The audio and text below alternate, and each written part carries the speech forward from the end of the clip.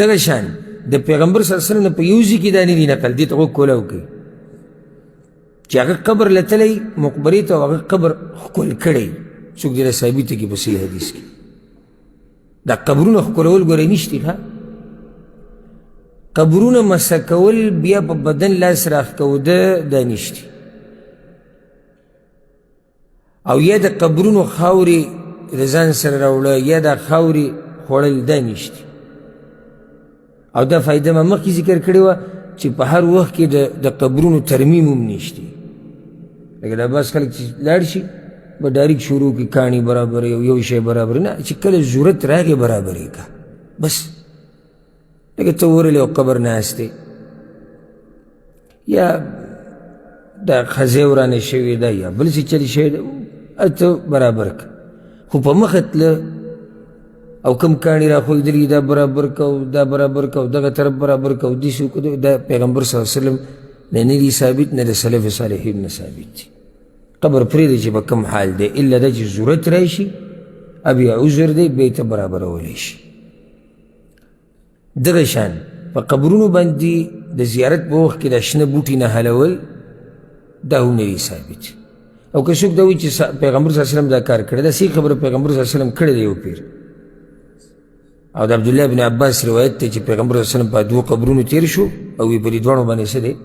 عذاب دی بیا یې یو شنه لښته راواغېسته او په منځ نیمه کړه یو په یو قبر نه هله کړه او بله ټوټه به دې بله او د وچېدو پورې به د دوی نه عذاب کم شي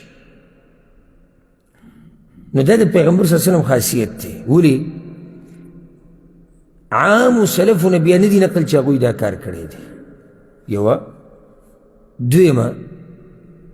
پیغمبر صلی الله علیه وسلم امت ته دا خبره نه ده ښوولې چې تاسو بیا دا کار وکړئ د پیغمبر صلی الله علیه وسلم په بله موقع هم نه دی نقل څلورمه پیغمبر صلی الله علیه وسلم ته الله ووایي په دوی عذاب دی نو تا ته چا ویلي چې په دوی عذاب دی شپږمه علیکم السلام ورحمة الله شپږمه دی خو ګورې سلام یې واچو شپږمه پیغمبر صلی الله علیه وسلم چې په هغو باندې دا شنه لښتې ایښودي د وچېدو پورې به پې عذاب کم شي بعض دا وایي دا د دې د لاسه ځکه چې دا شین بوټی د الله تسبیح وایي نو ځکه موږ چې کله د خپلو خپلوانو قبر له ورشو شین بوټی پرېږدو ګلونه پرېږدو او هغه د الله تسبیح وایي نو قبر عذاب به څه شي کم به شي دا غلطه خبره ده دا پیغمبر صلی الله علیه وسلم دا نه دي ویلي چې دا د تسبیح وایي ځکه عذاب به کم وي صرف دا ویلي دي د وچېدو پورې به عذاب کم شي بس دی ویلي او ولې دکه شنه لښته چې وچه شي دا د الله تسبیح نه وایي وإن من شيء إلا يسبح بحمده هر شی چې په دې دنیا کې دی هغه د الله تسبیح هر شی دا مړی چې په کومه خاوره کې تا ښخ کړی دا هم د الله تسبیح وایي نو بیا د دې خبرې څه فایده شوه چې شین بوټی صرف د الله تسبیح وایي وچ بوټی هم د الله تسبیح وایي دا ځمکه هم د الله تسبیح وایي دا خاورې هم تسبیح وایي نو دا خبره غلطه ده دغه شان په دې کې په مړي باندې بدګماني ده لکه اوس یو سړی د پلار یې مړ شو او چې څنګه یې ښخ کړو شنه بوټي پرې نه حل کړو لکه دې خلکو ته یو قسمه اعلان وکړو د څه چې زما په پلار باندې عذاب دی نو دا بوټی مې په دې دپاره کېښودو چې عذاب کم شي نو موږ نه یو خبر چې دنه څه معامله ده